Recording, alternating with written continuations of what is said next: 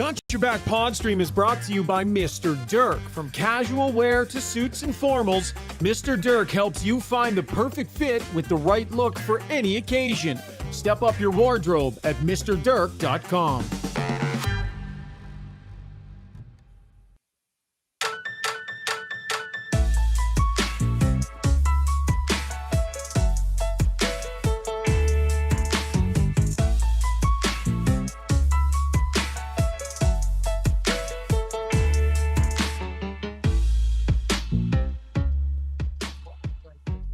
Well, how is that for entertainment? How is that for drama?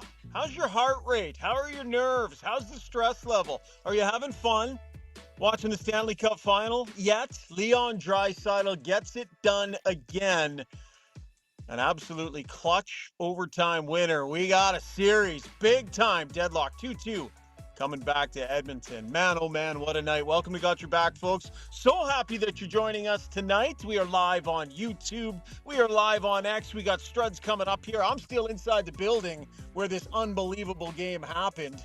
And as always, our podcast is brought to you by our good friends at Play Alberta, where it's always game time. Bet on sports. Find your favorite slot, hit the tables, play on a virtual table with a live dealer, get your lottery tickets, do it all safely with responsible gambling tools to help keep you safe. Deposit today. Get a $50 free bet with the code GYB06 at playalberta.ca. As I mentioned, still on the road here, so I'm in a gigantic Adrenaline Diesel studio tonight. All new 24/7 mobile service truck they have ready for you for roadside emergencies. Give them a call if you have one. 780-907-1965, extension 119. All right. Zuby, Struddy. We'll have Brownie coming up in a little bit. Once again, I'll be a little bit mobile tonight as I head back to the vehicle. We got a half-hour drive back to the hotel, so we'll kind of be flip-flopping and swapping who's hosting this thing tonight, Struds. But man, oh man, what a night. Just an absolute barn burner. Zuby, how's your heart rate, buddy? I know you are on the roller coaster ride with all of the fans tonight. I checked my heart rate during the game at one point in time when it was getting tense on my watch. It was about 90, which is a little high for me. So, not really high, but a little high for me. And I even did an ECG just to make sure, and I was good there. My rhythm was good. So, you know what? I actually went into tonight as a fan with kind of a different. I'm gonna take it easy. I'm going to lay low. I'm going to try to be relaxed and just enjoy it, because I'd be trying to lean into that I don't affect what happens out on the ice. So I'm just going to enjoy it. And all that worked perfectly fine. I was very level-headed until Wallman scored to go ahead. And then it was on. And then it was the true roller coaster ride from there on out. Yeah. Struds? Well, I was actually at the Oilers watch party. I was down there doing some stuff, and the emotional roller coaster, right? Everyone's excited. They're all fired up, and then they're down 3-0 in intermission. It's just end of the world. And then they start scoring and coming back. Like I love feeling that emotion, right? Like I really do. That's what sport's about, right? That's what we want to see. And then you just like it's insane that's how the game played out. This has been an amazing series. If you step back and you're just a fan of hockey or a fan of sport, this is a one for the ages. 3 overtime games, tied 2-2, now a best of 3. Oilers have home court advantage. Like it's insane. It's absolutely insane, this series. You have something for everybody. Man, oh man, we got so much to break down. It was like 3 different games all piled into one. So let's get to our breakdown, brought to you by the Alberta Ram dealers. Ram trucks continue to deliver with power, with style, with innovation. The 2025 Ram 1500 features a bold new powertrain, redesigned exterior, state-of-the-art technology. Check out the most awarded light-duty truck ever by going and seeing your local Ram dealer today. Okay, Struds, Leon Draisaitl used the word lollygagging. That could not have gone worse in the first period. My goodness. They wanted to stay out of the penalty box. Brain dead penalties. Really, really bad penalties. The Panthers' forecheck getting absolutely rammed down their throat. Goals against, big mistakes, turnovers, lineup changes that didn't work. 3-0 hole, Struds. It was an unmitigated disaster in that first period. Well, it could have gone worse. When you're sitting there thinking, okay, this thing is done. But we've talked about the penalties, and I think as a teammate, as a coach, you can accept hard hitting penalties. Kane's he has such an impact on games when he's at his best. Right now, I don't think he's at his best level. When he comes in, he always hits with his stick in the air. And tonight he got his stick. It was high when he came in. It went off the player's, kind of bumped his stick into the guy's head. But keep your stick on the ice, right? Yeah. Then you also have Darnell. I mean, he's trying to make a hard play, but you got to know in that No, moment, you can't no, knock someone down that there. was No, brutal, let me dude. finish. There's just Hold on. let's. No, let me finish. Okay, go Don't come ahead. over the top. He's trying to make a hard play, and he should have done is he should have come straight behind him rather than right leg on left leg. So he comes straight behind him. You put him in the wall. You can still get your stick around. His mistake was that he was on the right side, and he just got one leg, and down goes Barkov. Then he got Ekholms. That can't be a penalty either. That just you can't do that. These are three veteran players making mistakes that we've seen now with penalties for a couple games. Yeah, I think Knobloch said after the game, he was just exhausted. Talked about how stressful it was. I think he talked about the fact that the all these high sticking penalties are kind of driving him nuts. We'll talk a little bit more about this later, but the Oilers need to get the heck out of their own way. They're killing themselves early in games, right? Corey Perry in game 1 with an early high stick. Evander Kane the next 3 games with bad penalties early on in games. And Struds, the thing about Kane that drives me nuts the way he hits is he hits with both hands on his stick every single time, no matter the angle he's going in at.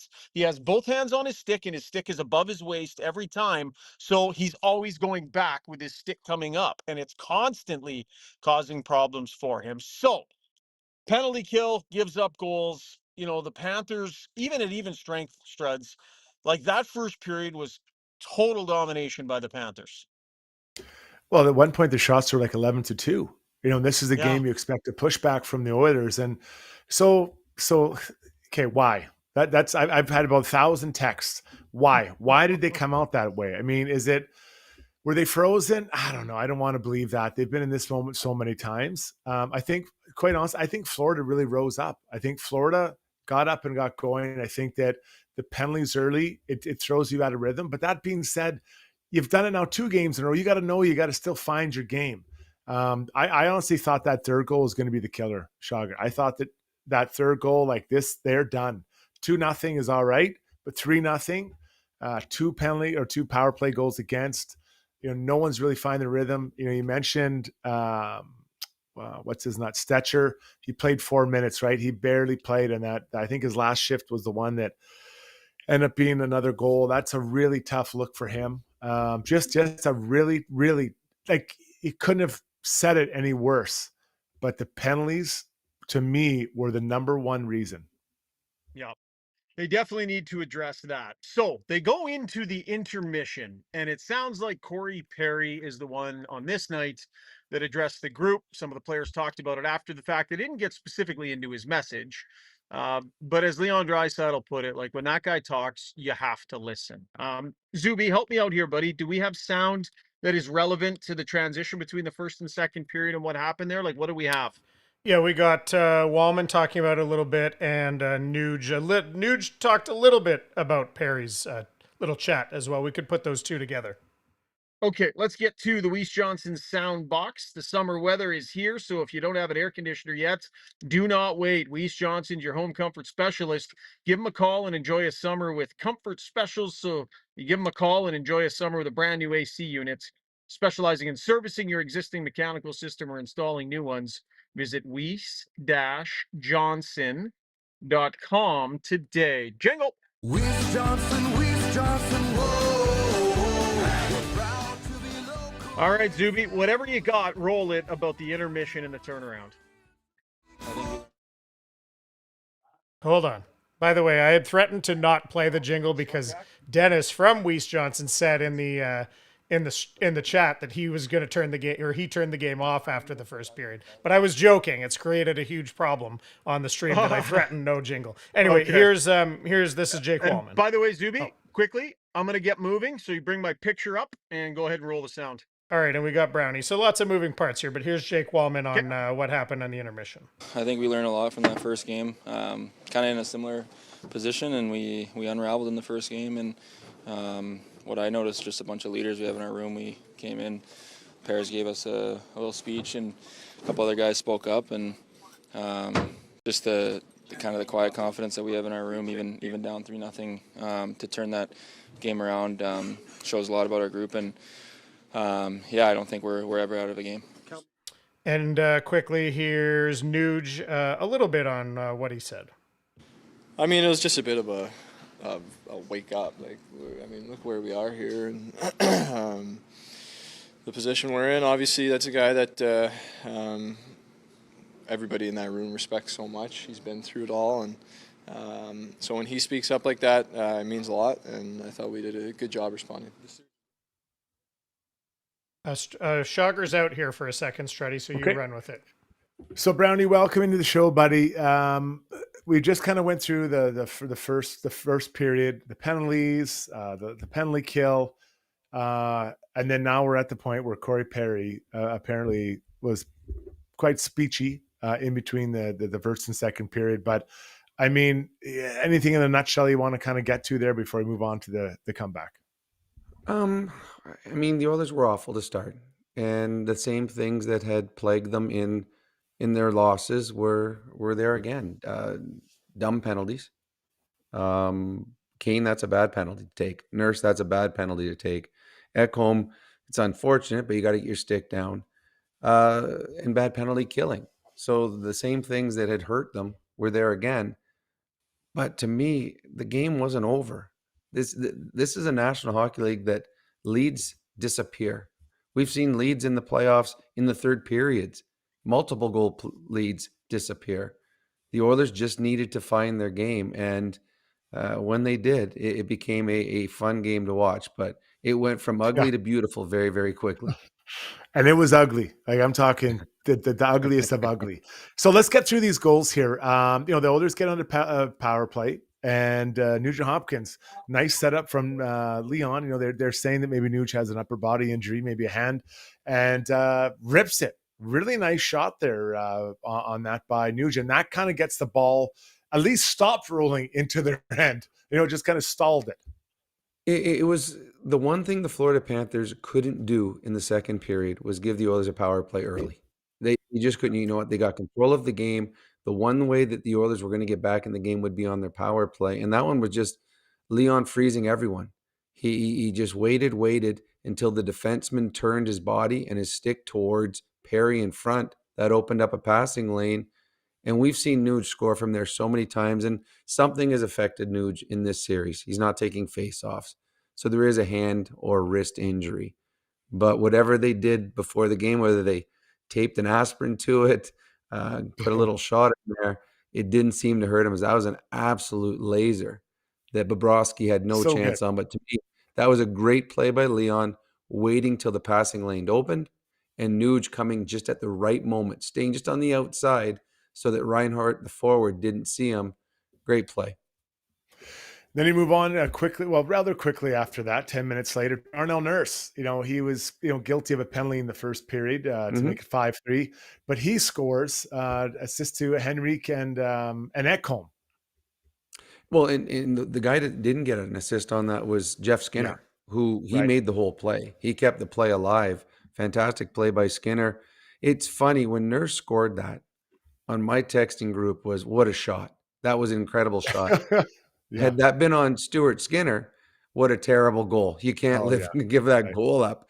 But to me, the way the goalies in the National Hockey League play now, that shot is available. And in our era, mine for sure, but yours probably as well, very few players could hit that with consistency.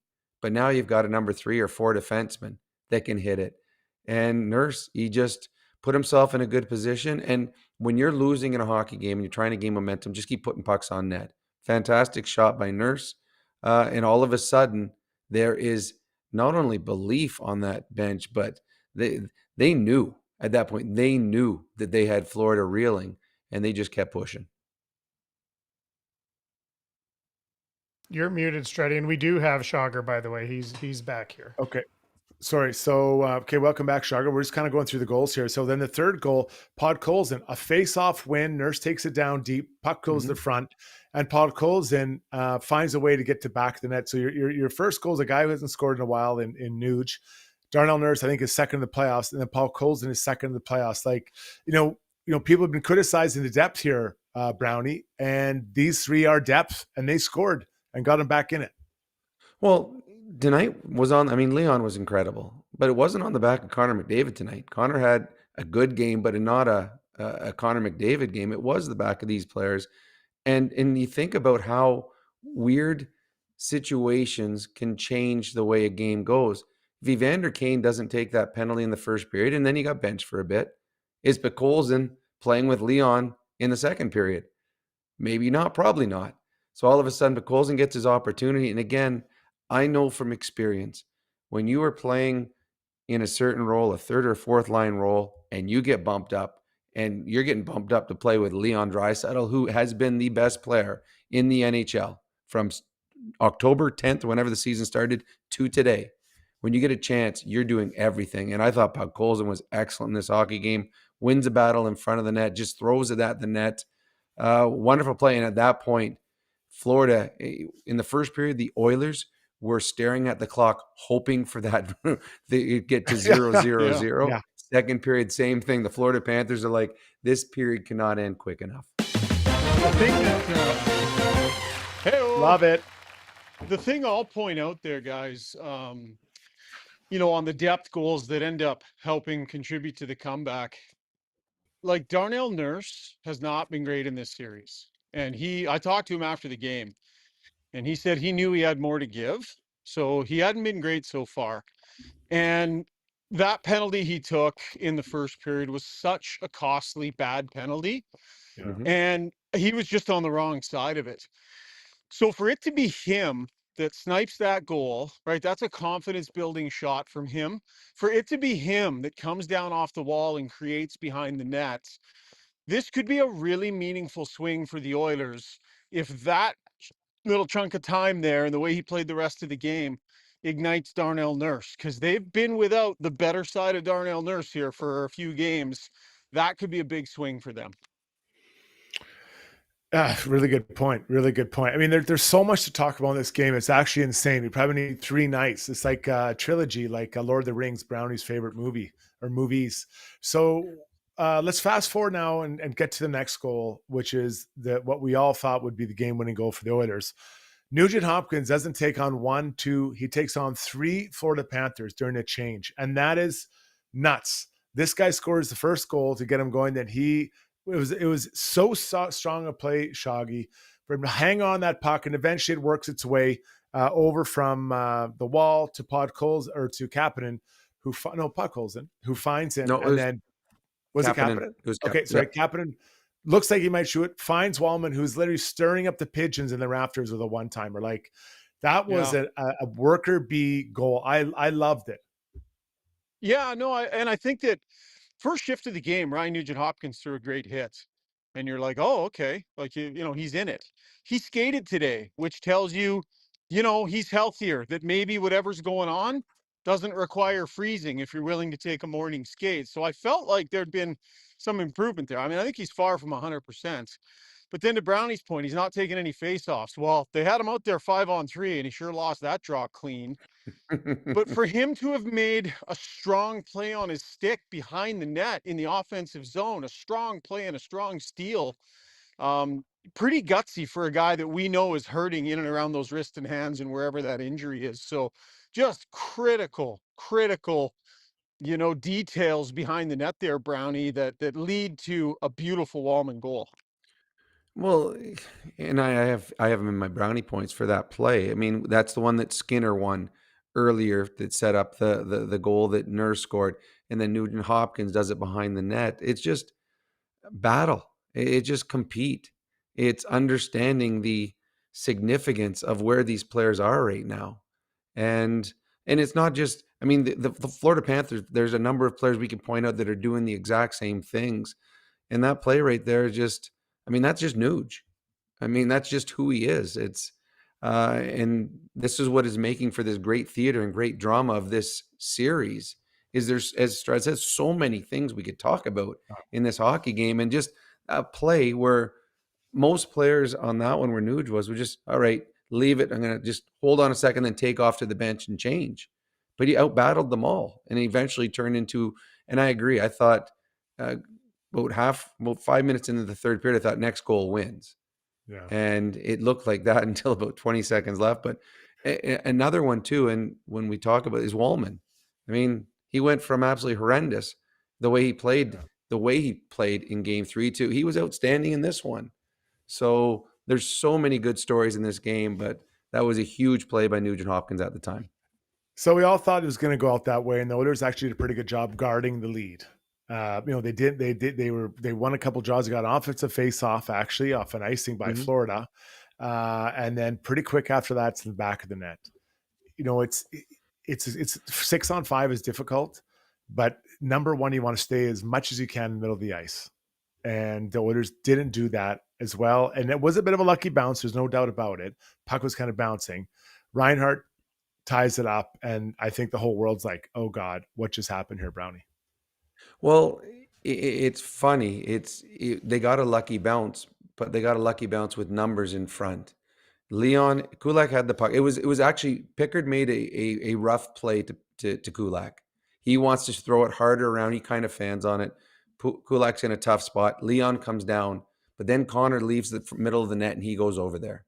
Now, Why would he leave the front? Why? Why would he leave the front? There's 3 Oilers on one guy. Just stay in front.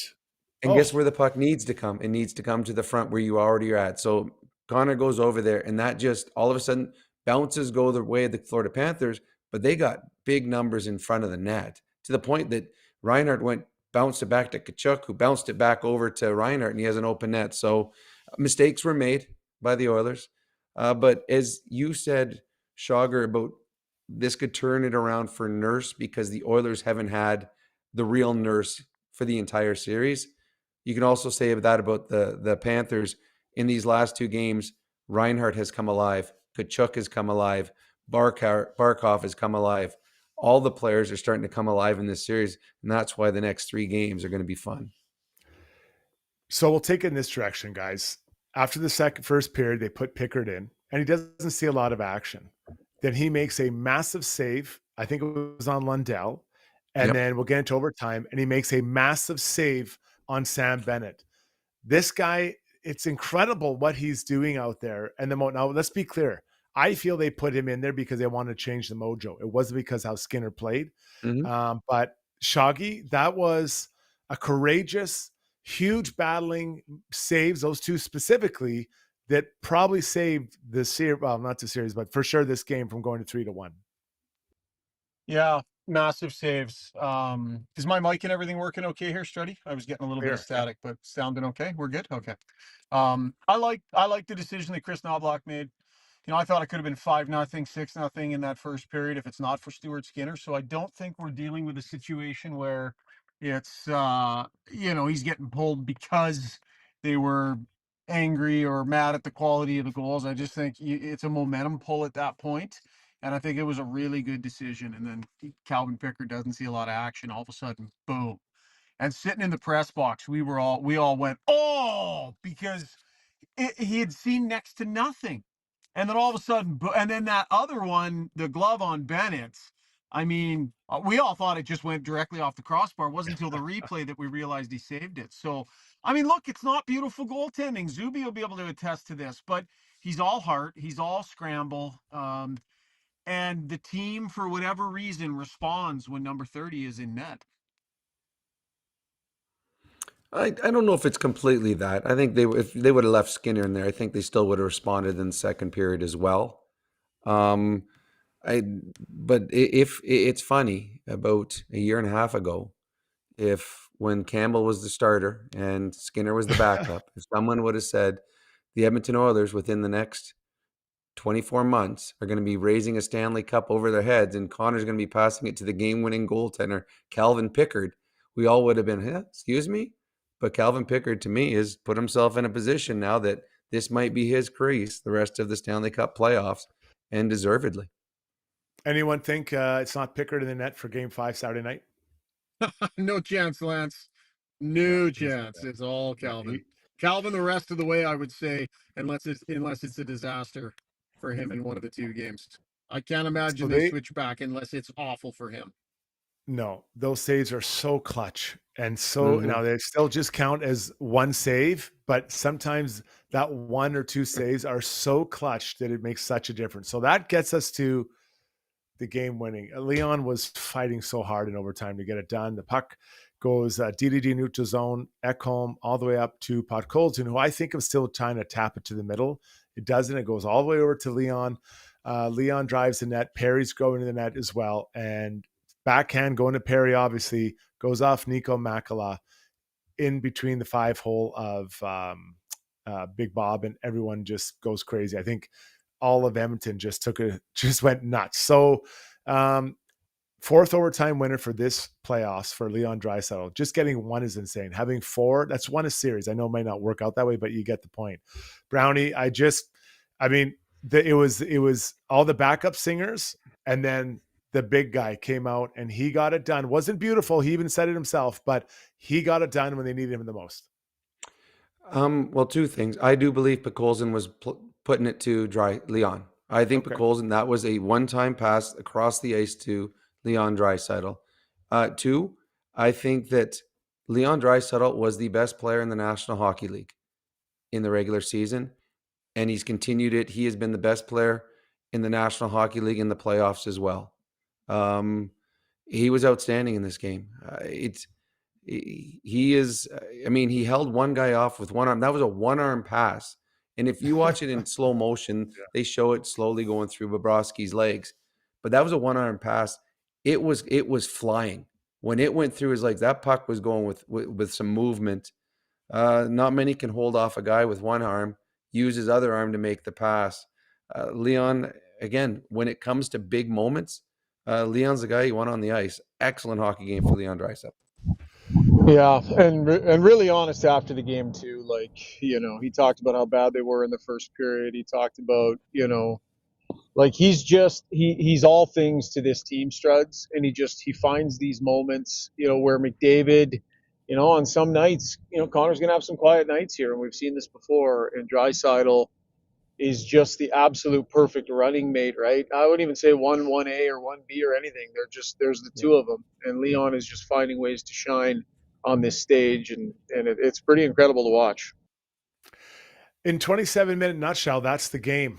We haven't talked about so many other storylines that are just beating down the door. There's a line to me that was the best line for the Oilers. We'll get to that next here, obviously. Before we do that, let's get to the Relentless Player, brought to you by You Can Use Services. Are you looking to hire entry-level staff for your company? You Can Use Services trains youth in pre-employment skills to help get them ready, willing, and able to join your team. Check out www.youcan.ca for more information. Evan Bouchard, guys, I thought he was an absolute stud out there tonight. 30-plus minutes, PK, power play, and he was out there at the end of the game looking calm. I think this guy has added a stouter defensive posture to his game, especially in the last three series. So I've got Evan Bouchard. There have been others, Nuge amongst them, but I had Evan. I thought he trumped it, guys. And Struds, who would have thought in the last 2 years that with the other team pulling their goalie and the Oilers hanging on to a lead, that Evan Bouchard would be out there? They took Ekholm off, put another guy out. Bouchard, he did the double shift. So you're right. Evan Bouchard was excellent in this hockey game, and a big reason the Edmonton Oilers are coming home 2-2. Shaggy? Yeah, no objection here. No objection here. All phases of the game. The fact that they're running him out on the penalty kill now, that's something that's even that's something they've added even from his dominant performance in the playoffs last year. He's become often used and one of their better penalty killing defensemen too. You kind of shake your head at. So, pretty impressive stuff from him, and a worthy recipient of the Relentless Player. Yeah, and there were others. This was just a fun game to watch. Okay, guys, let's do this. Let's pause. When we come back, we'll get into I thought the Oilers' best line. Stay with us for more, and tell a friend. Join us up. Great stream tonight. Talk to you in a second. Choosing the right health and dental coverage can feel overwhelming, but Alberta Blue Cross is here to make it simple. Their user-friendly website features a free quote tool to guide you through choosing your plan, or you can chat directly with one of their specialists for personalized help. Every plan includes access to personal, nutritional, and financial counseling at no extra cost. Visit ab.bluecross.ca/personal to learn more. So at Timberhouse, our guiding philosophy is naturally inspired living. We believe that through design, we can solve problems and enhance people's lives. We follow biophilic design principles in all of our builds to incorporate natural materials, natural light, to enhance all the spaces in a home. When you have your space perfectly reflect who you are and what you value, and it's made well, we think that that just leads to better living. Yeah. Okay.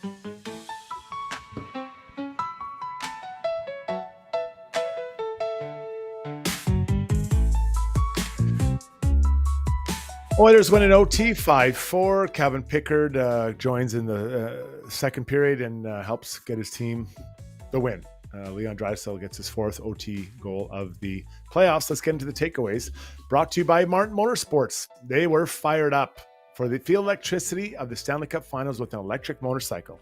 Martin Motorsports is a proud retailer of both Zero electric motorcycles and the new electric motorcycles from Can-Am. Pushing technology and design limits, these bikes redefine riding. Stop into their South or West Edmonton locations to see the new Can-Am Origin and Can-Am Pulse, as well as the Zero electric motorcycle lineup. Visit Martin Motorsports today. All right, guys. The best line for the Oilers tonight was Frederick, Henrique, and who am I missing on? Connor Brown? No. Who am I missing on that Skinner? line? Jeez, Skinner. It's your best line of the night, so you might as my well whole point. tell us. I don't remember it. Those three. That's embarrassing. Let's redo it. Take two. No, honestly, that line to me was the best line for the Oilers. They found a way to change momentum. They had shifts in the offensive zone. Frederick was moving well. And Skinner, I keep saying it, boys, he's going to have a role to play in a big moment for the Oilers, which I guess he could argue today was Brownie, even though he didn't get an assist on the Nurse goal. Skinner was good. He was very good in this hockey game. His compete level was fantastic. We've talked about it every time someone comes from the press box to the lineup, they have extra jump because they don't want to go back to the press box. And Stuart Skinner, to me, he's earned game 5. He was excellent in this game. He gives them a little bit of offensive flair on that third line. Without Hyman, Kane moves up. So all of a sudden you need somebody on that third line that can put the puck in the net. Skinner can do it. He had a couple of great looks tonight. Bobrovsky stoned him on that kind of partial breakaway. So yeah, that line was very good. I'm kind of a little biased toward Leon Podkolzin and their line, considering they scored a couple goals, including the overtime winner, but they did get depth scoring tonight, and that is huge going forward. Well, and I can't help but wonder on Skinner, guys. I mean, if Evander Kane doesn't find a higher level here at some point, I can't help but wonder about Skinner's ability to get out there with some of the big boys. Because not only is he finding ways to produce from depth spots in the lineup, he's avoiding the big mistakes. He's not making big mistakes in his own end. He was good on the wall in his own end. There are other forwards that have made way more mistakes. I thought he was really good and solid tonight. And with the way Kane is going here, all kinds of penalties. He was bumped down, he was bumped back up. He was a little bit all over the place. And I know they need him. But if Skinner gets even more comfortable and competes even harder and stays mistake-free, he's going to get himself a look with one of the two big guys. Yeah, he might, and they almost scored that goal in overtime, right? It was a hair off the post, and then just, I think it was just a one-pad stack, Brownie. I think it was Barkov that made the toe safety. The only thing I'll go against that, Schauger, is if Kane is struggling and they move Skinner up, and now you put Kane back with Henrique and Frederick, now you don't have a line. If he's struggling, they need someone on that line. They need that line to be good. And I think having Skinner there makes that line good. And Kane, well, they'll move someone else up. I think Skinner, that line, as Struddy said, was so good that I don't think you want to mess with that chemistry. Connor can make anyone else look good. I think you leave Skinner where he is right now because they were very effective. And you're right, they almost scored the overtime winner. So I leave Skinner right where he is. He's got a very good defensive conscience with Henrique playing with him. And you have a little bit of offensive flair, a little bit of offensive upside with that line because Skinner's on it. Yeah. Yeah, I think wouldn't that say line I is- disagree with that. Sorry, just really quick. I don't think I disagree with that point, but I really think Kane needs to get his game in order, or I don't think he's going to last in that spot or be given much more opportunity in that spot. And they prioritize that spot ahead of other lines that might be going well, whatever. Get the guy that deserves to be next to Leon, Brownie. You've always been the biggest advocate of that. Oh, 100%. But tonight, the Leon played with Picolzin and Perry, and they look very, very good. The problem for Kane is he keeps taking those penalties. Every time you hit someone, his stick is at the guy's head.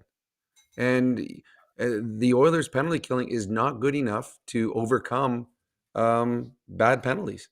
So, I mean, he sat for a little bit tonight, and Kane had an off night tonight, and they do need him to be better because as much as this is a fun night for Edmonton Oilers fans, and there's best of 3 and 2 games are on home ice, and the Florida Panthers ain't going away. So the Oilers are going to need another best game ever in a couple nights' time. Yeah, but I bet on Kane finding something. Like he gets those penalties out. I think he figures it out. I'm gonna read a stat line to you guys: 1 goal, 2 assists, 26 minutes almost, 34 faceoffs taken, and almost 50%. That's Leon Draisaitl. Like that is a high event. I didn't talk about the shots and all that. He was amazing. So let's go back into our digital sound box and hear from. I think we have Leon on the second period push. Zoops. Yeah, kind of walking through the bad start, the intermission, and the push. Okay, let's hear it. Here we go. I think just intensity. We wanted to come out strong tonight, but they put us on our heels early, and we were kind of lollygagging around a little bit, and certainly not the time to lollygag around, right?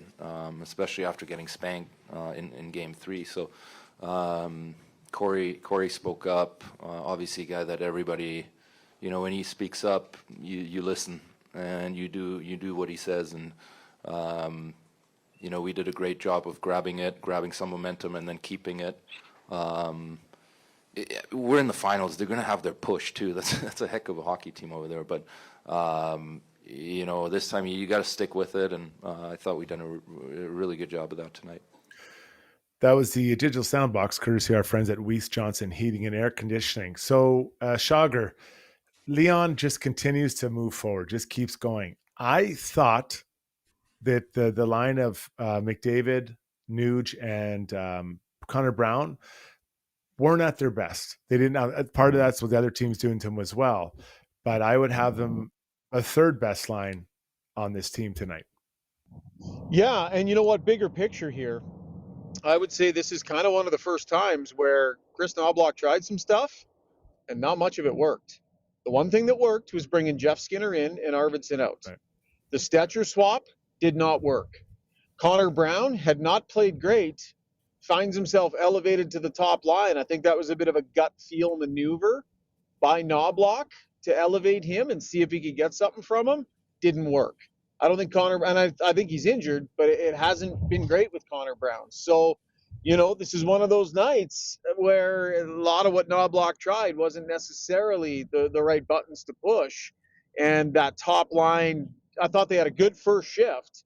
I thought they set the tone nicely, but really that was some of their best moments together as a line. And then they ended up not sticking together necessarily for large portions of that game, Brownie. I also think that the Knobloch pulling the goaltender and putting Pickard in, I think that one worked for him too. So that was a good one. For sure. Yeah, it was a quiet night for Connor. It really was. Coming off a quiet night the game before in Game 3. I thought Connor, the first 2 shifts he was out there, he was the only Oiler that showed up. But then you didn't notice him as well. And that, give credit to the Florida Panthers. They are doing a very good job on him. If you're an Oiler fan, one thing you want to be excited about, you're 2-2 in a series, and your best player has not had a goal yet in the series. Connor McDavid doesn't have a goal. I can't see him going the entire Stanley Cup Finals without a goal. So I imagine you're going to see something from him special at some point, and they're going to need it because the Florida Panthers, their best players right now are playing very, very well, which is making this, to me, the best hockey I have seen in I don't know how long, decades. Can This I, is an unbelievable final. Struds, I just wanted to ask you guys this question as former players. It was really remarkable to me that the Oilers kind of shirked their day off, said forget about it after game 3. They got back on the ice and skated a full team practice, and they went hard. Then the next day, they're supposed to be off again. Like we were all told, nobody's skating. Like 9-10 regulars go out, including Leon and Connor again, and they skated again. Then today, a full practice this morning where it's a morning skate, but still. So 3 days, 3 ice times in between the games, and three of these 4 games have gone to overtime. So Struds, maybe you start, but what did you make of it when you heard how much these guys were pushing themselves between games? I was surprised. I thought there'd be a full day off in there, but I'll say this: when you don't feel like your game is really dialed in, you don't want to stay off the ice. You want to be out there. You want to get touches. You want to feel the puck. And I think it was you, Shogger, that said you saw Connor McDavid working a lot on shots and shooting and trying to score. And so it's I understand they're like, okay, well, you want to rest, but if you don't feel good about yourself, you want to be out there trying to feel. And I'm sure they weren't doing crazy amount of conditioning, but just puck touches, getting it going, feeling good about yourself. So it kind of changes your vibe heading to the next game, Brownie. 100%. This is the Stanley Cup Finals. This is the dream. The dream for everyone in both dressing rooms is to win this. And if you're Connor McDavid and you're like, okay, I'm not where I need to be. Yeah, I'm going to be sitting here on the beach having a coffee, or I could be out working on something. And Leon, they don't want to come out of this series on the wrong end and think, what could I have done better? Where could I have improved? So they took the time on the ice and they went out there. These guys are better athletes than any hockey players that ever played before. The new NHL hockey player is just better conditioned, so they can handle this. So to me, 100%, they were not happy with where they were, so they went out and worked on stuff, and that's what you would expect. So whatever it did, it worked, because as the game went on, the Edmonton Oilers got better. They fly home tomorrow morning. There's availability, I think, at 9 a.m. or so. And then so it's 7 o'clock here. They get on the plane and be home. And then maybe a light skate Saturday morning. And then let's rock that night. Okay, let's do this. Let's get to our YouTube poll brought to you by DeBoer's Golf Shop and Fitting Center. Golf season's in full swing. Are your clubs cutting it, or is it time for new grips, a new driver, or maybe a whole new set? DeBoer's Golf has you covered. Locally owned and operated, DeBoer's Golf has been in business for over 25 years, and they're ready to help you play better golf. Visit them on the corner of 53rd Ave and 99th Street, or at DeBoersGolf.com. Zuby, get in here, you old dog. What do you got? All right. The DeBoer's Golf Shop and Fitting Center YouTube poll question tonight is, what was the biggest moment of the game? The choices we got: Chris Knobloch changes goalies, Leon Draisaitl scores his record 4th OT playoff winner, Pickard's OT save on Bennett, or Corey Perry's intermission speech. We've got a very even vote so far, so that tells me that there are no wrong answers, my friends. All worthy right there. And we'll get to those answers soon. Shog, are you close to the hotel, or are you guys still beachcombing? Yeah, I'm about 5 minutes away. We could blast off core adjustments quick if you want, and then I'll probably pull out after that. Okay, let's get into then the core adjustments brought to you by HSC Core Services. If you're a small to medium-sized business, HSC Core has your back when it comes to health and safety compliance.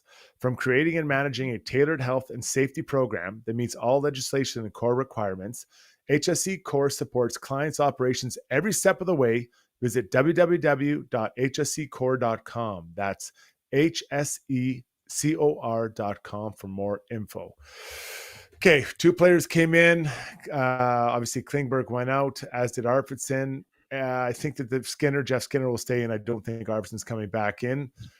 Stecher played 4.5 minutes. Bit of a tough exchange there, led to a goal against.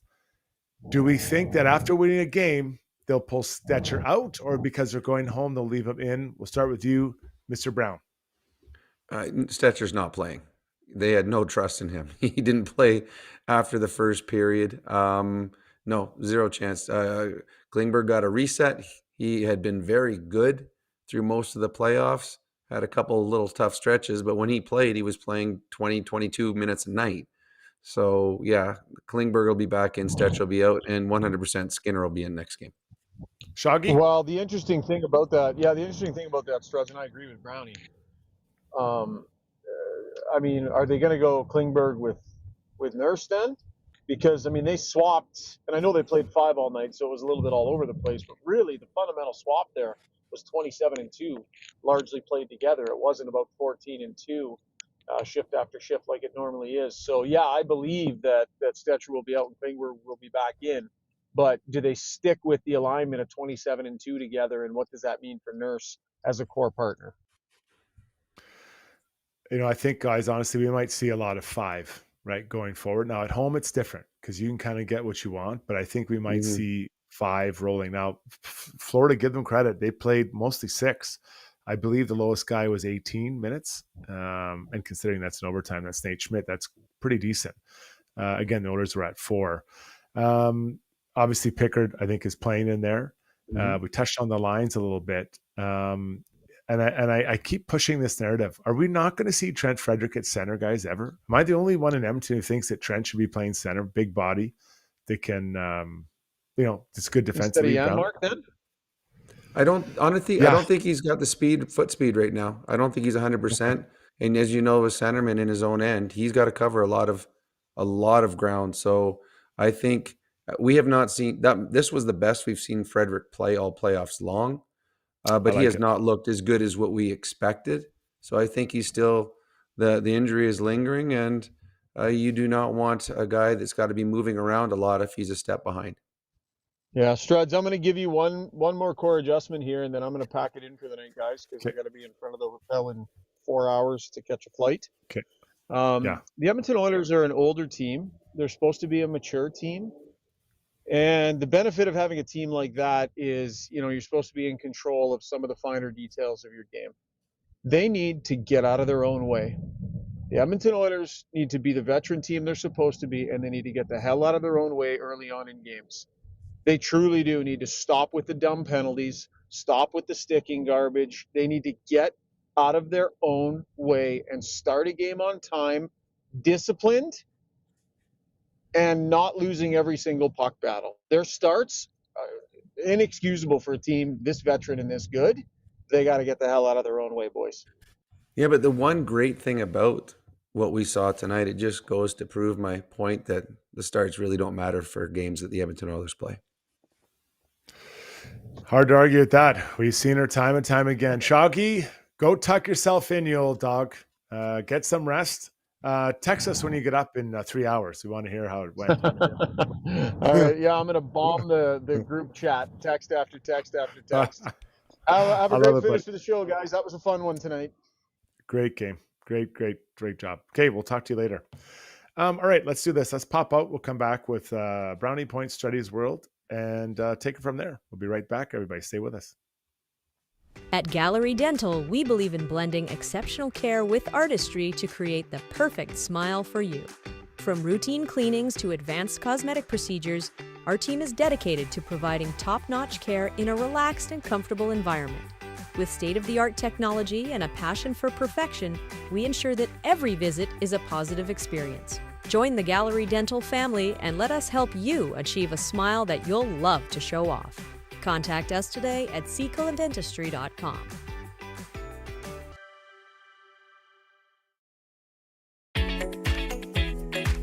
Ready to go all in this season? Mr. Dirk's got you covered with express on-site tailoring, a wide selection of craftsman-made suits, sport coats, and casual staples for every occasion. Score big with Mr. Dirk. We've always got your back. Visit us off White Ave, south of 102nd Street, or browse online at mrdirk.com.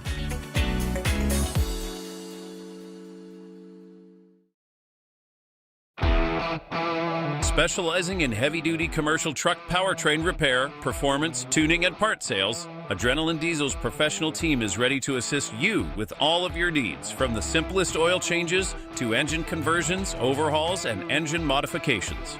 Featuring an all-new online parts store and machine shop to manufacture, replicate, or repair parts, visit adrenalinediesel.ca.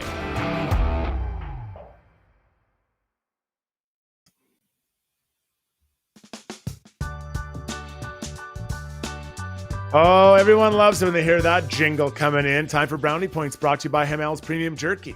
If you're craving bold flavor and unbeatable quality jerky made with prime Alberta beef that is made here and sold right here in Canada, look no further. Their June special is here.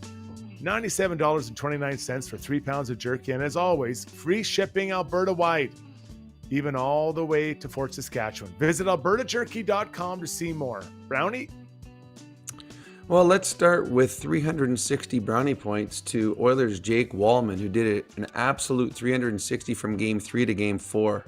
I thought Wallman was completely off the game in Game 3. I thought he played too emotional. He was looking more for headshots instead of for outlet passes. Tonight he played under control, and you can see how effective he is. This was the Wallman that we've seen most of the time that he's been with the Oilers. He was excellent in this hockey game tonight. I have got 4 brownie points to RNH, who on the 4th goal outworks 4 Panthers by himself, creates the turnover that leads to the Wallman goal. This was with a bad hand, and moments after leaving the game for a bit, there was a little fear when you saw him walk down the tunnel. He comes out, and I thought Nugent Hopkins, this was his best game of the finals by far.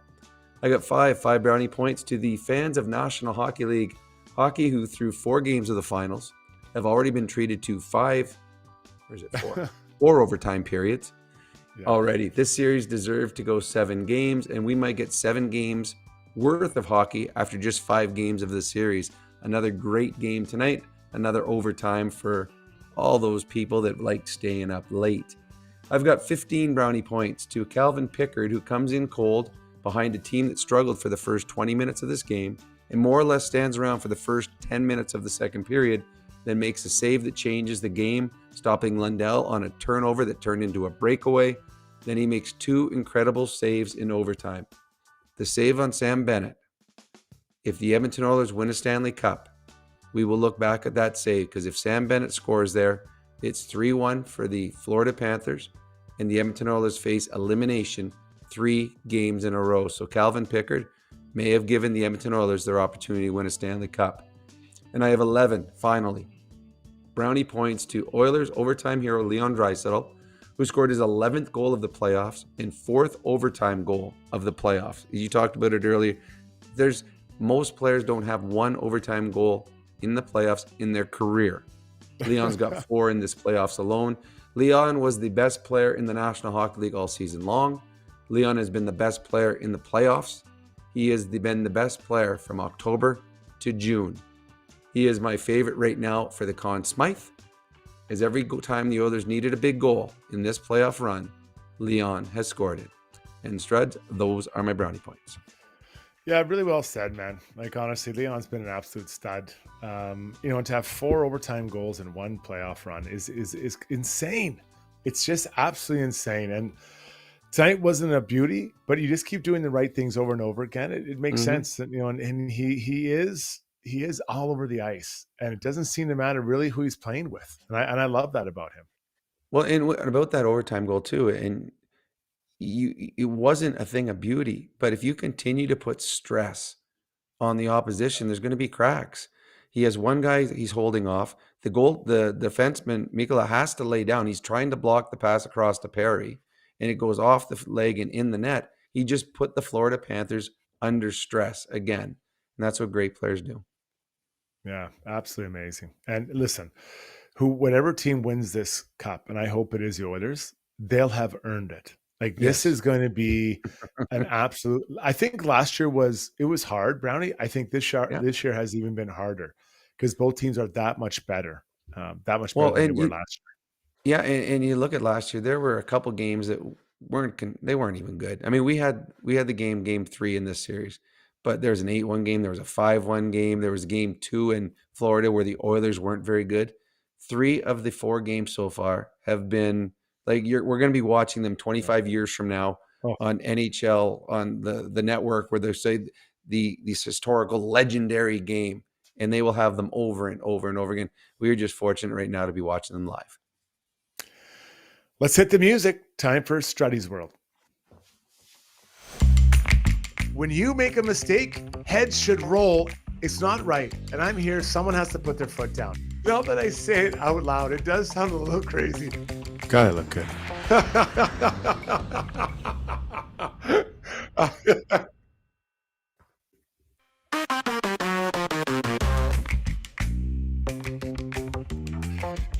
Strudwick and World brought to you by our buddies at Timber House Developments, where if you can dream it, they can make it happen. A truly customized building experience.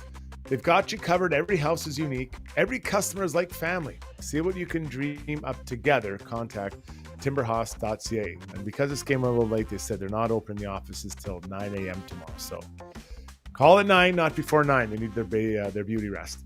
Okay, it's, every game I always kind of look at who scored and what happened. And tonight it was really interesting to look at the scoring of the game.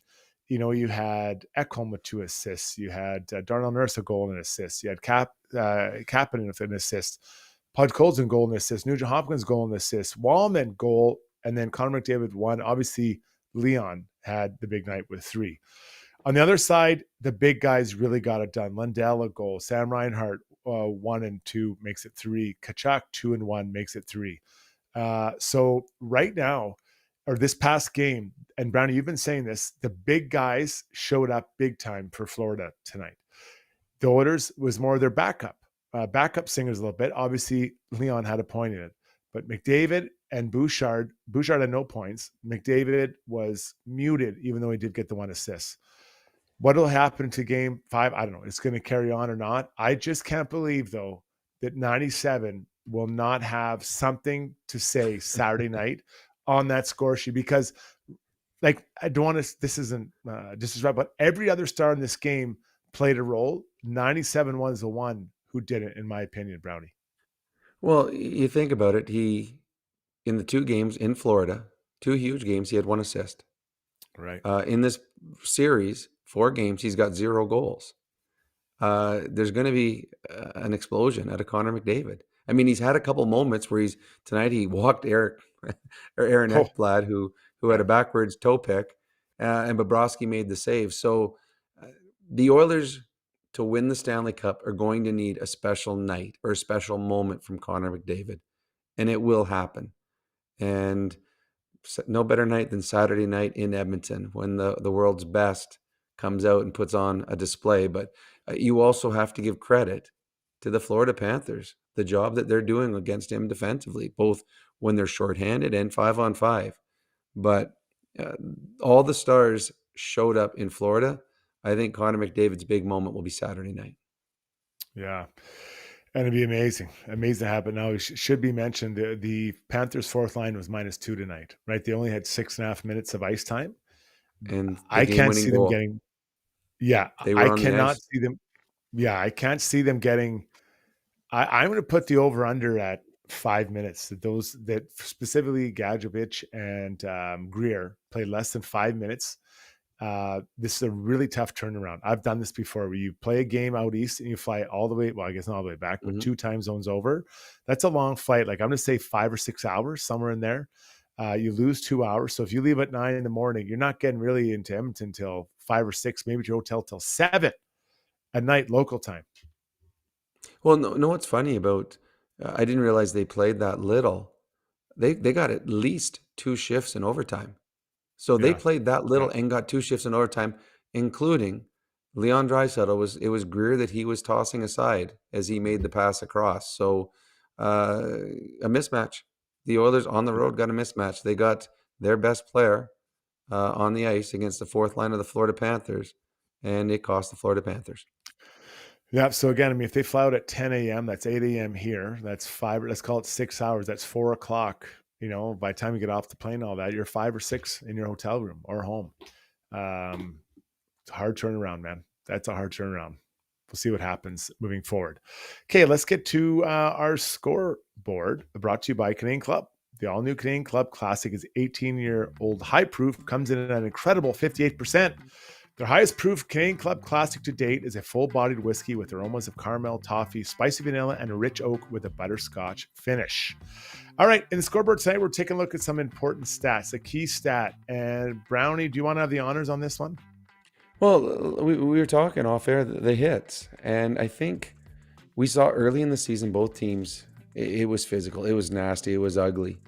But we also saw how the power plays have been affecting the outcomes of the games. The Oilers have taken some silly penalties, and the Florida Panthers, they're capitalizing. I think we're at the point of the series now, it's a best of 3. The next team to win 2 games is going to win the Stanley Cup. So as much as you want to continue to be physical, you're not going to run out of your way to take a dumb penalty that could cost your team a Stanley Cup. So the hits tonight were, I think it's 60 total, where we were up over 100, or right around 100 for 2. So that's 40 less. That's 40% less hits. So I just think the magnitude of the game and the importance of staying out of the box has led both teams to still be physical, but not in a dumb way that we have seen at times in the series. Yeah, really well put. And I think that you hope that some of those hits you've put on guys are wearing them down, right? But you're so right now that the margin of error is so tight, because if you make a mistake in game 1, well, you still have 3 other games, or 6 other games to make it up. Now you might have 1 other game because you're going to be down 3-2, and that's either for Florida or Edmonton. So, it just goes back to what we were talking about earlier. Evander Kane, you got to keep the stick down when you hit. Ekholm, you can't take that penalty. The needless high sticking penalties cannot happen. They're not hurting anybody. Nothing's happening there. You're just cutting guys up. So I wonder how physical the Oilers will be. I think you look at Coles and these types of guys will still be heavy. But I think you're right. You've got to err on the side of caution. You cannot risk that penalty in that moment. Well, you're so close. I mean, on Tuesday night, so they play Saturday here. On Tuesday night, the Stanley Cup is going to be in the building in Florida. One of the teams will have an opportunity to win the Stanley Cup. That's how close we are to a Stanley Cup champion. So still be physical, but in a smart way. And the Oilers have to be smarter, because the Florida Panthers have eaten them up on their power play in this series. One last point. The Oilers were getting killed in the second period. Today they killed on the second period, winning 3-0. So that was a nice change that we just wanted to slip in there. Okay, Brownie, that's it for you, buddy. Let's get you off and get to bed. You and Schauger can text each other good night, and Zuby and I will carry on for the rest of the evening. Well, good luck, and I will talk to you in less than 48 hours. That's Roberto Brown saying good night from his deluxe home. Okay, let's take a break here. When we come back, we'll get to take a lap. Ask us anything. Great stream today. If you're on the stream, give us a thumbs up. Hit that button. Let's try to pump that up. And tell a friend. We love the community we have here. Zuby, when you come back, take a lap. If you're considering a vinyl fence, don't be fooled by cheap marketplace imitations. Get top quality vinyl fence from a trusted company with 20 years in the industry. With locations in Calgary and Edmonton, check out dlrvinylproducts.ca. For over 60 years, Belvedere Golf and Country Club has delivered a high-quality membership experience to Edmonton and area. And now it's even better. Drainage and irrigation improvements in 2024 have taken course conditions to a new level.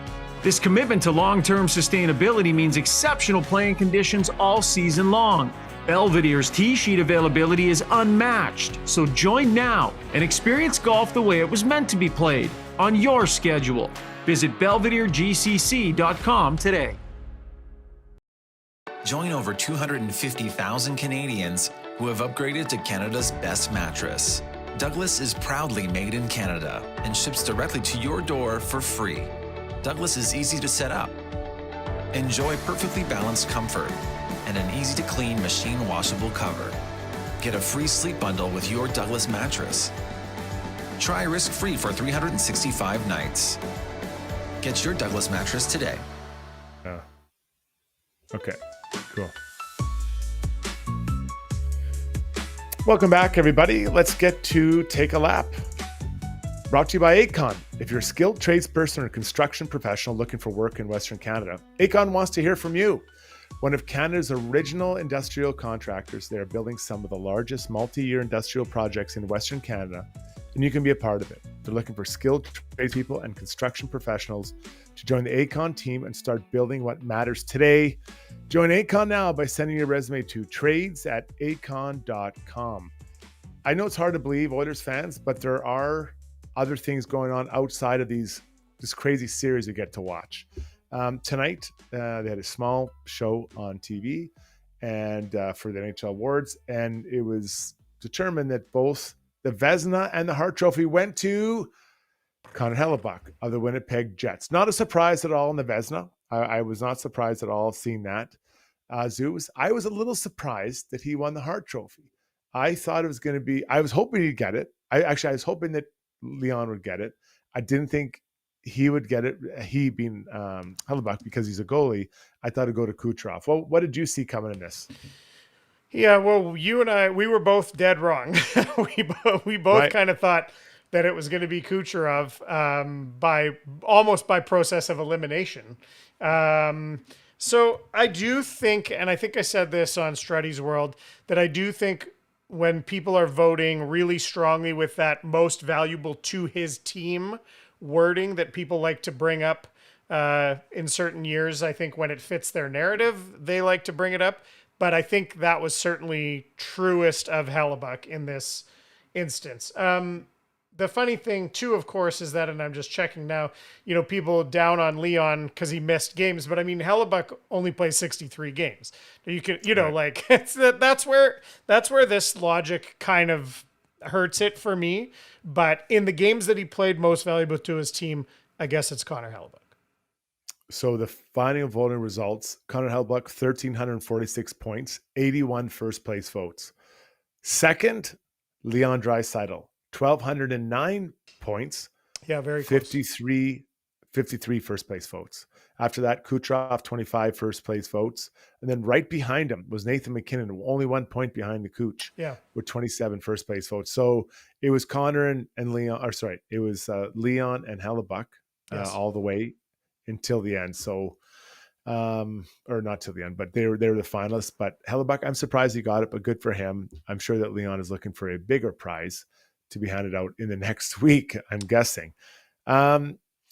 Also, Pierre LeBrun had a very encouraging tweet if you want to continue to see harmony between NHL and NHLPA. LeBrun's tweet is follows, and I quote, "The NHL and NHLPA had another bargaining session here today in Florida and continue to get closer to a CBA extension.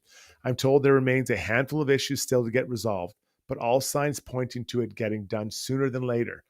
This is the key. Could be done in time to present to owners at the June 25th Board of Governors meeting." So, I mean, that'd be huge. I mean, it's both sides. Everything seems to be going well. The league is growing. There's talk about expansion. Revenues are going up. It would be a disaster to shut this down in any way. So I think getting this done now would be massive for the league and the players, Oops. Yeah, to not even have the showdown of it getting close. Right. Because, I think that it's taken time. The league has recovered, but I think it's such a bad look. And it's, I mean, when people, I mean, I don't know anyway, any of the internal discussions, but it seems like the things now you're talking about, like playoff salary cap, there's more, it seems more like tweaking now than it does having to do some kind of huge overhaul. So labor harmony is a good thing if you're a hockey fan. I love how you said that, because it's not big picture things. These are small details that can be actually negotiated, right? It's not a yes to cap or no to cap. This is, do you want to have this? Do you want to have that? Okay, well, we'll give you this, but we'll take that. Like, I think it's more, and I think what they're trying to do is best for the game in a lot of these cases. It isn't, tax or no tax, which we've been through before. Yes. Okay, let's get into what everyone. Great stream tonight. So Ask Us Anything is rocking, brought to you by Mortgages by Maria. The Bank of Canada continues to lower rates and the spring real estate market is heating up. So now is the perfect time to talk to an experienced mortgage specialist. Maria Gallus with Maximum Mortgages offers access to several lenders and a wide range of rate options. For far more than what your bank can provide. Don't just roll over and settle for your bank's offer. Contact Maria today at mortgagesbymaria.ca. Zuby, what do people want to know? So I'm going to almost continue on Take a Lap. Another story that's kind of popped up today is the possibility of Atlanta getting an NHL expansion franchise for the third time. The report is that Atlanta's suburban Forsyth County has approved a $3 billion development featuring an 18,000-seat NHL-ready arena for a new franchise. Lauren the Alchemist chiming in on that. It says, not enough talent, no expansion. It seems like it's going to happen, here eventually. Struddy, what are your thoughts on expansion and specifically going back to Atlanta? You must have played there enough times. What did you think about when you were going to Atlanta? Any inside information you can give us? Well, Atlanta is a huge city. And, my experience there was that hockey was barely a blip on the radar. So different ownership maybe makes a difference. They had a cool building. I liked the way their building was at. And they had some talent there with, Kovalchuk and those types of guys. But to me, there was very little buy-in. Now, the team didn't do very well. So I think that does affect what you're trying to do. We, in fact, played him one time in the playoffs. We beat him 4 straight. It should have just beat him in 3. So, but when I hear them building a building like that, they're not building it just to host, Thrashers alumni games, right? Yeah. I think there's something that's there. Maybe I'm not saying there's a deal done, but they're trending towards that. And more jobs for the players. I'm good. I think there is enough talent actually to fill up teams. Now, elite talent, maybe not, but the players and the depth of players have never been more skilled. So I think there is the talent to fill teams. They're not building it for the 3 days grace and Harvey Danger double bill coming to town to rock it out there in Atlanta. Okay. Maxi Mouse. I just had to get this one because, man, I screamed at my TV a couple times tonight on this one. I don't like how much the Oilers flip it out of the zone versus breakout cleaner. You notice those flip outs, especially when they don't get out. And that seems to happen 3, 4, 5 times a game. What are your thoughts on that, Struddy? Yeah, this is a trend in hockey where you're punting your problems. You're just getting it out of your zone. And it's not that people haven't gone off the glass before, but they're just trying to get rid of it as fast as they can and just get the pressure off and then get everyone skating up the ice, and you put pressure on their D. So the problem that happens is that when you don't get a good flip, and we saw it tonight, a couple muffed ones that you're maybe standing on your dot and doesn't even get to the blue line. Well, now you're in trouble because your forwards have been stretching, thinking it's going to get out. I obviously prefer a cleaner play, but cleaner plays aren't always there. The reason you do this is that you're feeling pressure or you're trying to put pressure on them by launching it up the ice. It just seems like it's not it's not a guaranteed to execute. It's not the easiest thing in the world to execute. And people talking about the ice tonight, would ice conditions, in your opinion, play a big role in muffing a flip out? Yeah. I mean, if it's not, it gets a little sloppy, that's for sure. You could see them fixing it in the creases. It didn't look good. Yeah, it can. But the biggest thing is the pressure, right? Of getting it out, not only just getting it out, but not throwing it out of the rink. So yes, ice conditions can do it, but it's the pressure. You're feeling pressure to get it done, especially if you've been in your zone for a minute or minute and a half and you want to get it out. Yeah. Kevin Bentoro asks, what's up with Kane, Brown? They look invisible out there. We talked about Kane a little bit, but we didn't talk too much about Connor Brown, who started on the top line. Corey Perry ended up taking some shifts there. What did you think of Connor Brown's game, his series? What do they need from him? Well, he played a ton tonight, obviously. I think that everyone's game ebbs and flows, right? And we just talked about Florida in Struddy's world, how their top players are kind of coming, they're going up right now, which isn't good for the Oilers. But I think Kane's game's kind of slid. I think Connor Brown has as well. Now, Connor missed some time. There might be an injury related. But when you are feeling that way, you have to find a way to keep your game clean. That means no penalties, but also find a way to contribute. And I'll use Zach Hyman as an example. He hit everything that moved while he was healthy in all the 3 rounds. So now you got to find a way to contribute, even if you're unable to score or make a difference. That's getting to blue paint, but keep your game clean. No penalties. Here's an interesting one, and a few people brought this up, but I'm going to give this one to Quaddy because he said it nice and concisely for me. If Picks goes 9-0, Conn Smythe? I mean, that would be unheard. It would be unheard of, right? It would be unprecedented. I'm sure. Yeah, mind blowing. I believe this year, whichever team wins the cup will get. They'll get the Conn Smythe from that team. I believe that'll happen. Yes, agreed. Now, could Pickard get it? I mean, it's insane to think that. Let's just say in some world they win the next 2 games and he does go 9-0. His impact on this Oilers team will have been massive. But he also hadn't played all the games, not even half the games, right? Because he played in LA. When did he get hurt? Early in the Vegas series? Yeah, game right? 2. And then he missed a series and a half. Then he comes, really comes back in the back half of this series, game 4 and on. So, I mean, it would be insane to think, and I think the players in that room might feel that way, but I can't see the voters, sitting back and saying, no, let's give it to this guy because he's been huge for them. Huge. There's no doubt. I just don't think he can get it. No. And is it one vote? Now I can't remember. Is it one guy, one vote for the Conn Smythe? I think it's different than some of the other. You know what? Yeah, I do think you just put it. I think, or I recall that you just put one name on a piece of paper and slide it across. Right. This is the guy. And I think they do it late in the game that looks like it might be a clincher. I mean, it would be, if he wins the next 2 games, and he does win, it'd be mind blowing. But, I'd probably have Sam Bennett, maybe Bobrovsky on the other side, maybe Marchand on the Oilers side, Bouchard, Leon, and McDavid, right? And the darkest of horses would be Cal Pickard. Yeah, my guess is if even in the 9-0 scenario, he gets a couple of votes, probably who knows what happens in these games, probably Draisaitl with 4 overtime winners, 4 game winners in overtime out of 16 wins. That's pretty damn impressive. So I think that might be a tough one to ignore.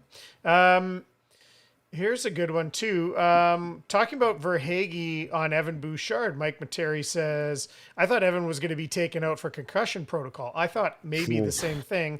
Hontorio Mome's wondering, how did Verhaeghe not get a penalty? Now, when the refs all gathered there, I thought they were trying to decide whether or not to call it a major, because they can call it a major and then review it, right? So that's what I actually thought was happening. So I was very surprised to see no penalty on that play. What were your thoughts on that play, Struddy? I think that would have been the right sequence because it was a penalty for sure. Now, was it a major? Well, that's up to the refs to decide. So you call it a major, and then you go to the glass and you take a look. Is it worthy of major? But it was a penalty. Like, there's no way it wasn't a penalty. I can live with game management. I can. As a player, I understood it. I get it. But you've got to call those types of hits from behind. You just have to call it because that can change the course of a series. Boom, like that. If Bouchard's unable to continue, you have to call it and get players to understand they can't even risk making that hit. Chief Andy here, who we know likes to stir the pot a little bit. He says, honest question, has Stu Skinner played his last game as an Oiler? And I'll just chime in on that really quickly. Yeah. I'll say no, because they each have a year left on their contracts. And I feel like my feeling is, no matter what happens, I guess I shouldn't say that, but I feel like they're here in the final again. Goaltending is not killing them in any significant way. I feel like they'll run it back and keep their eyes peeled maybe as they get closer to the deadline. But I think they start with the same 2 guys.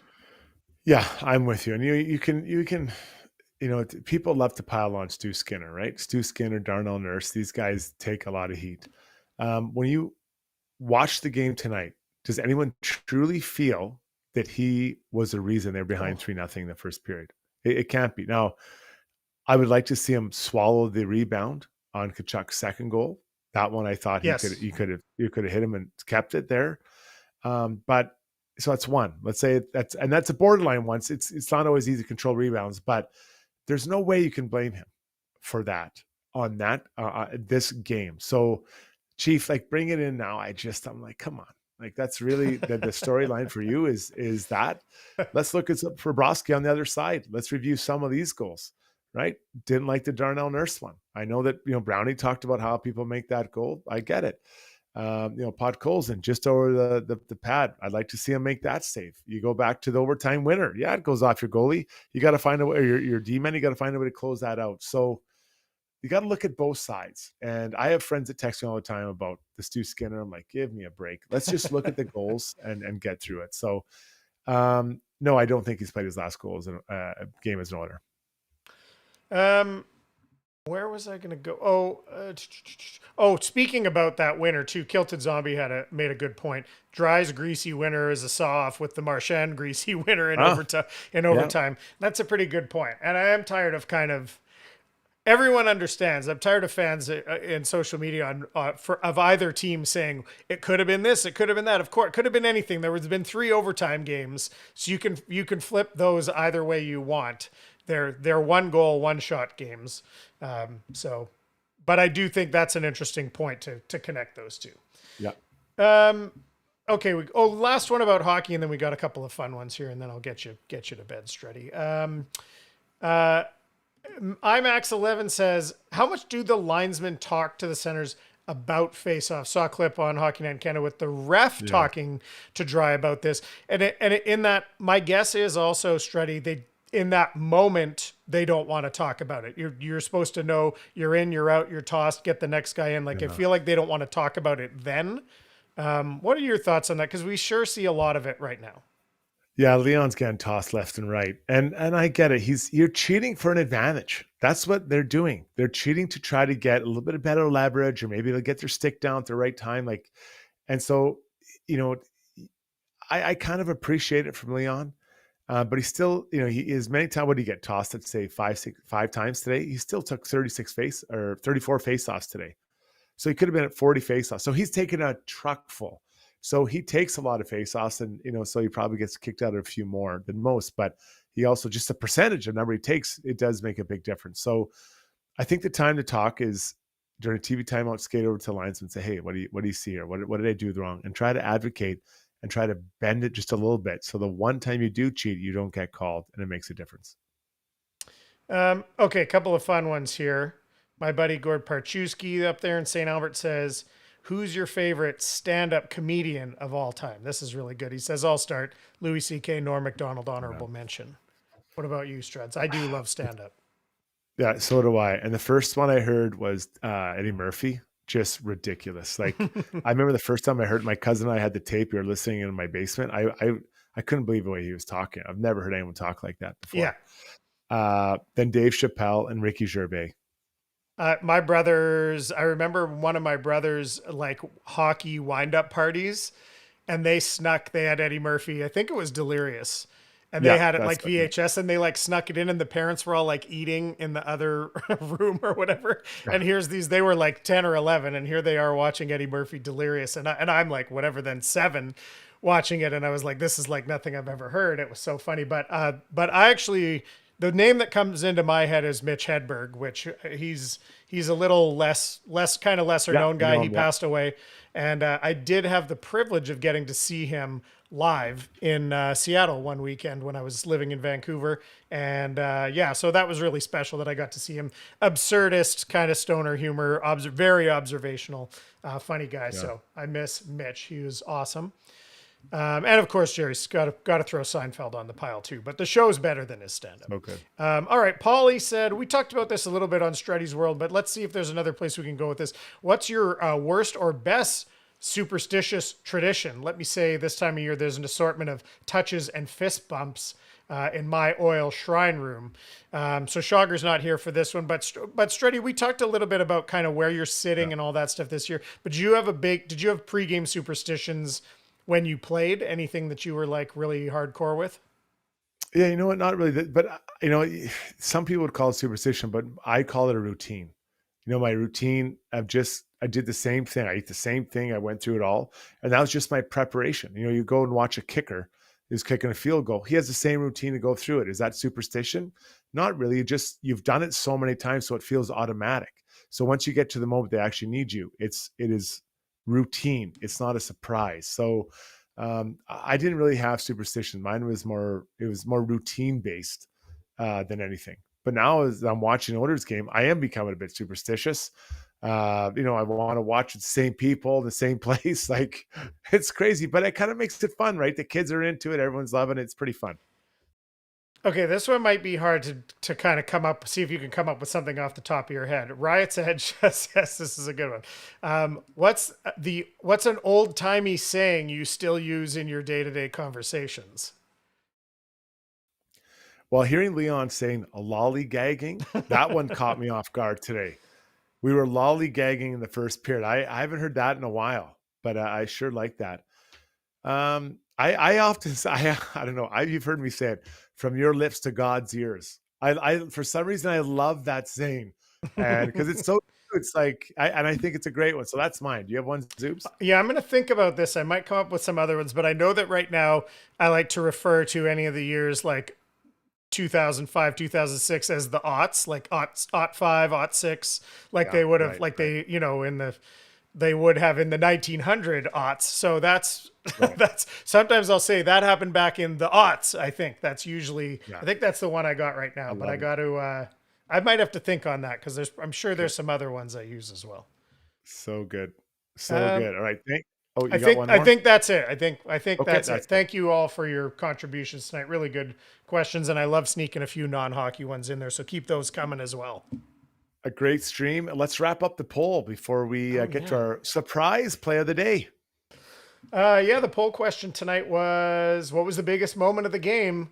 35% saying Chris Knobloch changing goalies. Pickard save, OT save on Bennett, 26%. Dry's record 4th OT winner was not even good enough to come in the top 2. Third place, 19%, and Perry's intermission speech, which probably was a huge moment in the game, 18%. So very even tonight, almost 1,000 votes, and a wonderful number. Still over 1,100 with us here on the stream. Thanks for tuning in, everybody. We'll obviously have one on Saturday night post game there as well. Let's get to our play of the day, brought to you by Gallery Dental. Take the first step towards a stress-free dental experience, providing modern dentistry for today's patient. With most up-to-date dentistry, sedation, implants, and so much more, contact gallerydental.yeg.com. Now, I don't know how I know this. I think I saw it on the stream. We have to recognize one of my first visitor team listeners, Matt Blomsky. It's his birthday today from Vancouver. Happy birthday, Blomsky. Hope you're out the Blominator. You have a lot of different nicknames. You were just Matt for a while when you got in trouble for chirping. Was he chirping me or he's chirping somebody?